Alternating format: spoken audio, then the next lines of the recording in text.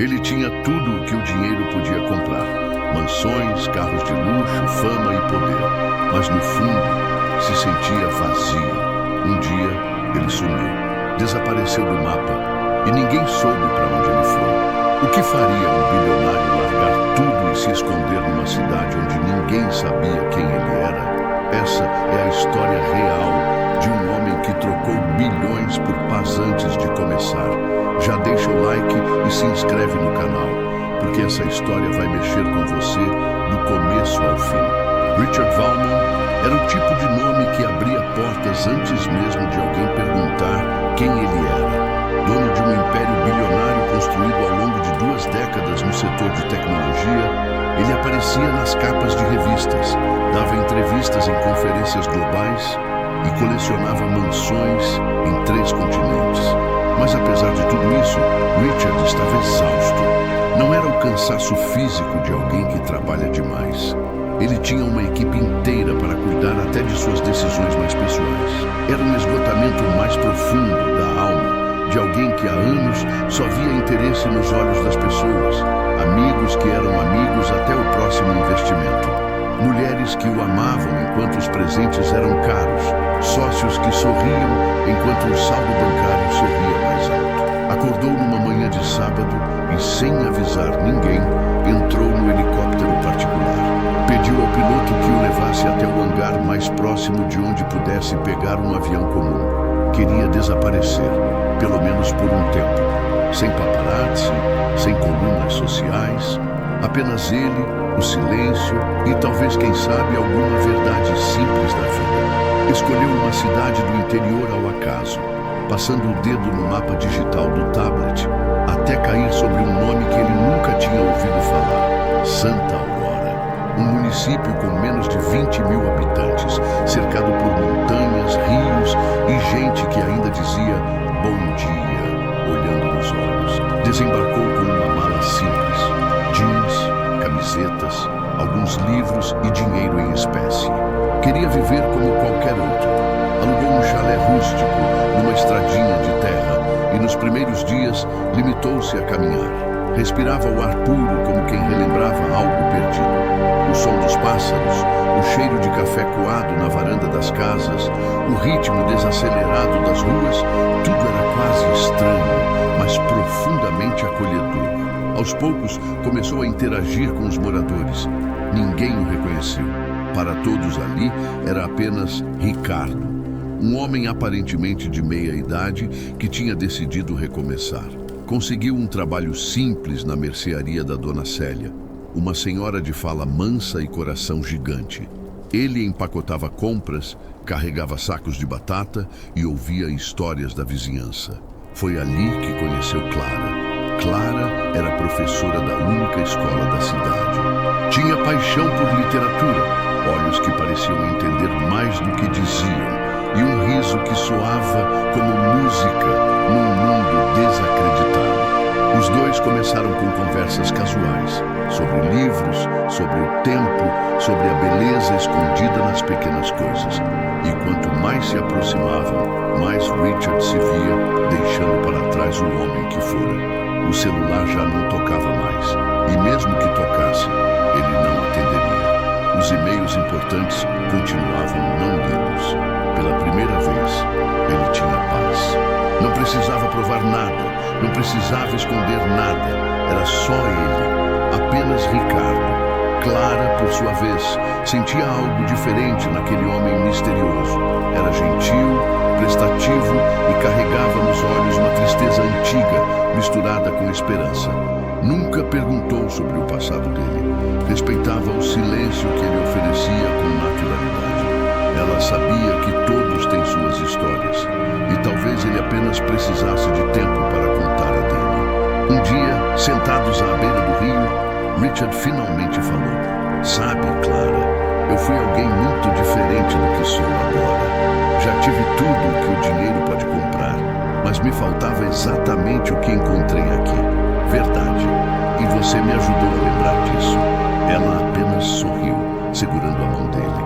Não precisava de explicações. Via em Ricardo algo que o mundo inteiro parece ter esquecido: sinceridade. Os meses passaram e Richard continuou ali. A cidade, que no começo era um refúgio temporário, tornou-se lar. A mercearia virou seu próprio negócio, que ele comprou de Dona Célia quando ela decidiu se aposentar. Reformou o espaço, mas manteve a essência. Fez questão de continuar atendendo pessoalmente, pois ali se sentia parte de algo real. Quanto a Clara, os dois nunca falaram em casamento. Viviam juntos, como duas almas que se encontraram na hora certa, no lugar certo. Ela continuava ensinando na escola e ele ajudava a reformar a biblioteca da cidade. Criaram projetos de leitura, incentivaram jovens a escrever, a sonhar, algo que Richard entendia bem, mas agora sob uma ótica completamente nova. O mundo lá fora continuava, frenético e barulhento, mas em Santa Aurora a vida seguia no compasso de um velho relógio de parede, sem pressa, mas com propósito. E Richard, o homem que um dia teve tudo e se sentia vazio, agora tinha o que nunca encontrou nos bilhões que acumulou: sentido. Na varanda do chalé, entre uma xícara de café e outra, ele escrevia suas memórias. Não para publicar, não para vender, apenas para registrar. Porque algumas histórias não precisam ser lidas por milhões. Basta que sejam sentidas por quem realmente importa. E assim, numa cidade escondida entre montanhas e afetos verdadeiros, um bilionário encontrou a sua liberdade, não na fuga da riqueza, mas na redescoberta da simplicidade. Com o passar dos anos, Richard, ou melhor, Ricardo, como todos ali o conheciam, tornou-se uma figura quase lendária em Santa Aurora, não pela fortuna que todos ainda ignoravam, mas pela forma como se doava à comunidade. Reformou a pracinha central, ajudou a abrir um centro cultural com aulas gratuitas de música e teatro e trouxe para a cidade um espírito de renovação que não se via desde os tempos dos avós. Ele fazia tudo isso de forma discreta.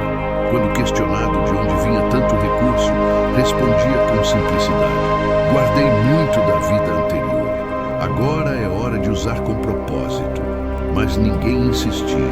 Em Santa Aurora, respeito e confiança caminhavam de mãos dadas. Ninguém precisava saber mais do que o outro estava disposto a compartilhar. O que importava era o presente. E no presente, Ricardo era um dos seus. Clara, por sua vez, florescia ainda mais ao lado dele. Criaram juntos um projeto chamado Palavras que Curam, onde jovens escreviam cartas anônimas sobre seus sentimentos, angústias, sonhos e dúvidas. A cada mês, eles organizavam um sarau, onde essas cartas eram lidas em voz alta por voluntários. O impacto foi tão grande que outras cidades começaram a copiar o modelo.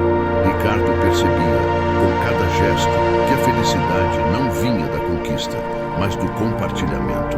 E pela primeira vez em muito tempo, não se sentia um impostor. A máscara do bilionário bem-sucedido ficara para trás, e em seu lugar surgiu um homem que finalmente compreendia o valor do afeto. Certo dia, porém, a tranquilidade foi ameaçada. Um jornalista de uma grande revista investigativa, que havia passado meses tentando descobrir o paradeiro do desaparecido Richard Valmont, seguiu uma pista até Santa Aurora. Ele soube de um homem misterioso que comprou a mercearia local em dinheiro vivo, investiu em projetos comunitários e morava afastado do centro, num chalé de madeira. Desembarcou na cidade com uma câmera escondida e perguntas afiadas. Encontrou Ricardo varrendo a calçada em frente à mercearia, como fazia todas as manhãs. Aproximou-se com o ar entusiasmado de quem acredita ter uma bomba nas mãos. Sr. Valmont? Richard Valmont? Finalmente o encontramos. Por que sumiu? Está se escondendo de algo? Ricardo ergueu os olhos e respirou fundo. Não havia surpresa em seu olhar, apenas resignação. Eu não me escondi. Só fui encontrar quem eu realmente sou. O jornalista insistiu, dizendo que o mundo queria saber, que o público merecia uma explicação. Falou em manchetes, em capas de revistas, em oportunidades. Ricardo balançou a cabeça. O mundo quer entretenimento, Eu encontrei sentido. Isso é bem diferente. Com firmeza recusou entrevistas, fotos ou qualquer tipo de exposição. Pediu, educadamente, que respeitassem sua escolha de viver em paz. E, surpreendentemente, o jornalista entendeu. Talvez houvesse ali algo mais poderoso do que qualquer furo de reportagem. A matéria nunca foi publicada. Em vez disso, uma carta anônima circulou em fóruns de discussão sobre o desaparecimento de Richard Valmont. Dizia: ele não está perdido, está exatamente onde deveria estar. E talvez nós, que corremos atrás de fama e status, é que estejamos nos lugares errados. E assim, o tempo voltou ao seu ritmo calmo. Santa Aurora nunca mudou demais. Ainda havia festas juninas na praça, caminhadas ao nascer do sol, pão fresco na padaria do Cenário. Mas algo sutil e profundo era diferente. As pessoas começaram a se olhar mais nos olhos, a conversar com menos pressa, a sonhar com menos medo. Clara e Ricardo envelheceram juntos, com rugas que contavam histórias e silêncios cheios de significado. Construíram um jardim nos fundos do chalé, onde plantavam girassóis e lavanda. Ali passavam as tardes lendo, escrevendo e lembrando. Richard Valmont, o bilionário que um dia fugiu do barulho do mundo, tornou-se apenas Ricardo. O homem que encontrou em uma cidade do interior aquilo que o dinheiro jamais poderia comprar: pertencimento. E mesmo quando ele já não estivesse mais ali, o nome dele viveria nos bancos da praça, nas estantes da biblioteca, nas palavras dos jovens que aprenderam a escrever suas próprias histórias. Porque, no fim das contas, não importa o tamanho da fortuna que você tem, mas o que você faz com ela quando decide viver de verdade. Com o passar dos anos, a figura de Ricardo tornou-se quase mítica para as gerações que cresceram ouvindo suas histórias. As crianças que assistiam aos saraus na pracinha ou participavam dos projetos da biblioteca agora eram adultos, muitos com filhos, e todos traziam consigo algum ensinamento ou lembrança dele. Quando Ricardo faleceu, numa manhã serena de outono, Clara segurava sua mão. Não houve dor, nem hospital, nem agonia, apenas uma respiração que parou de maneira tranquila, como quem adormece depois de viver tudo o que precisava. A cidade inteira parou. O velório foi simples, como ele teria querido. Sem flores caras, sem discursos longos, sem câmeras. Apenas pessoas reais, muitas com lágrimas nos olhos, outras com sorrisos de gratidão, todas com o coração tocado por aquele homem que havia aparecido um dia, misteriosamente, e transformado tudo ao seu redor. Na cerimônia, Clara falou poucas palavras. Ele me ensinou que o silêncio pode ser mais generoso do que qualquer discurso, que olhar nos olhos é mais poderoso do que dar respostas, e que às vezes, para encontrar a verdade, é preciso se perder primeiro. Após sua morte, algo curioso aconteceu. Uma carta foi entregue na escola onde Clara trabalhava. Não tinha remetente, apenas o nome dela escrito com a caligrafia de Ricardo. Dentro havia um testamento simples e uma confissão. Ele havia deixado uma quantia considerável para ser usada exclusivamente em projetos educacionais e culturais da cidade. O mais impressionante, porém, era o restante da carta. Ele contava, com uma honestidade suave, quem realmente era. O bilionário que o mundo pensava ter desaparecido e que, na verdade, apenas havia se encontrado.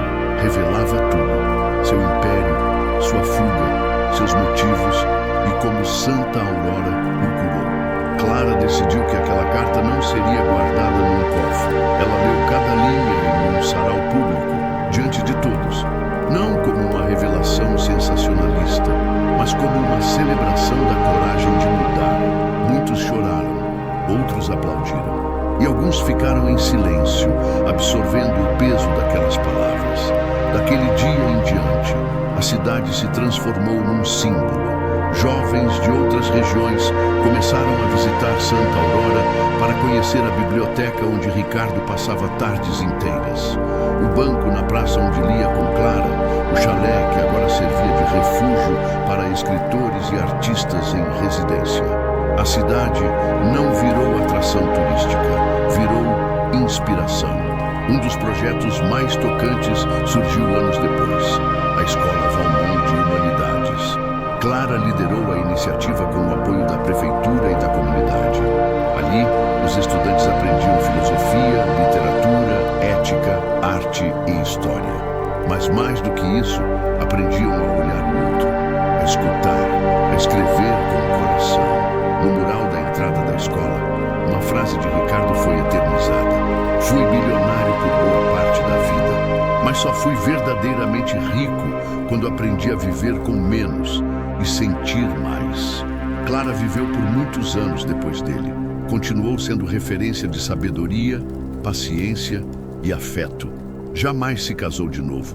Dizia que algumas histórias de amor são tão completas que não deixam espaço para outras. Não por falta de oportunidades, mas por transbordar em significado. No fim da vida, também ela descansou num entardecer suave, com os netos de antigos alunos lendo para ela na varanda da escola. Seu último pedido foi simples: que suas cinzas fossem jogadas no jardim dos girassóis que ela e Ricardo plantaram juntos. E assim foi feito. Hoje, Santa Aurora é conhecida não por seus monumentos, mas por sua essência. É um lugar onde o tempo passa mais devagar e onde as pessoas lembram que o que realmente importa não se guarda em cofres, se cultiva nos gestos. A história de Ricardo e Clara é contada ainda hoje, não como uma lenda, mas como um lembrete que todos nós, não importa de onde viemos ou o que temos, carregamos a chance de recomeçar, de nos perder para nos encontrar, de deixar algo real para o mundo. E, acima de tudo, de amar com verdade. Ele fugiu de um mundo onde tudo era excesso e encontrou paz onde quase nada era necessário. Longe dos holofotes, longe dos aplausos falsos, ele descobriu o que realmente vale a pena: ser lembrado não pelo que acumulou, mas por quem ele escolheu se tornar. Hoje, a cidade ainda carrega o nome dele em pequenos detalhes. Na biblioteca onde crianças sonham, na praça onde risos ecoam, no coração de quem aprendeu com ele que viver de verdade é mais valioso do que qualquer fortuna. E aí, você trocaria tudo por uma vida assim? Se essa história te fez pensar, já deixa o like e se inscreve no canal. Aqui, a gente traz histórias que tocam, inspiram e fazem você olhar a vida com outros olhos. Ativa o sininho para não perder as próximas, porque a próxima pode mudar o seu dia.